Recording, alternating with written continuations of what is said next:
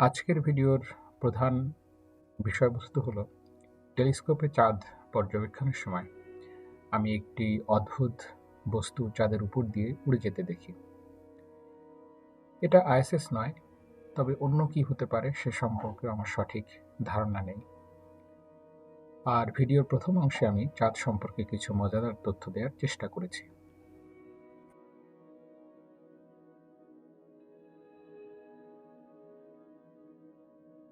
আমরা কিন্তু পৃথিবী থেকে সবসময় চাঁদের একটিমাত্র পৃষ্ঠ দেখতে পাই, যেটাকে বলা হয় নিয়ার সাইড।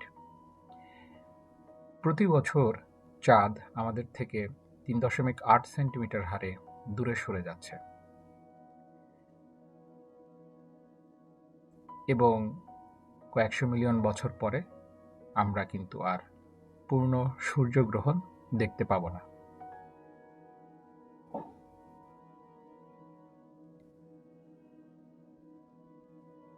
চাঁদের যে পাথরগুলো আছে সেটার সাথে পৃথিবীর ভূত্বকের সাদৃশ্য রয়েছে। এখান থেকে অনুমান করা হয় যে চাঁদের জন্ম হয়েছিল মূলত পৃথিবী থেকে একটা বৃহৎ গ্রহাণু বলা হয় থিয়া, সেটা সাথে সংঘর্ষের ফলে। এই সংঘর্ষটা ঘটেছিল প্রায় 4.5 বিলিয়ন বছর আগে।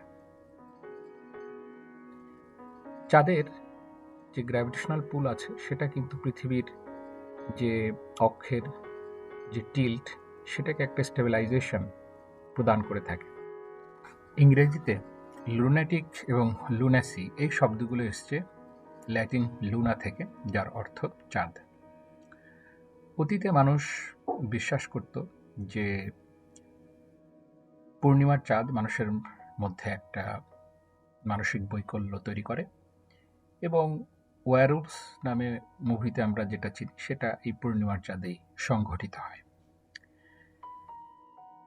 এখন আপনারা খুব ভালোভাবে নেক্সট ক্লিপে পর্যবেক্ষণ করবেন একটা অদ্ভুত বস্তু আমি চাঁদে উড়ে যেতে দেখেছি, যেটা একটা সার্কেল দিয়ে দেখানো হচ্ছে। আপনারা খুব ভালো করে লক্ষ্য করেন। এটা আইএসএস নয়, কারণ আমি যে রাতে এই ভিডিওটা রেকর্ড করি আমি দেখেছি ইন্টারনেটে সার্চ করে যে সেই রাতে বা তার আশেপাশের দিনগুলোতে আইএসএস বাংলাদেশের উপর দিয়ে যাওয়া সম্ভব নয়। তো স্বভাবতই এখন প্রশ্ন হচ্ছে এটা কি হতে পারে। আপনারা যদি কেউ এটা বুঝে থাকেন তাহলে ভিডিওর কমেন্ট বক্সে অবশ্যই সেটা জানাবেন।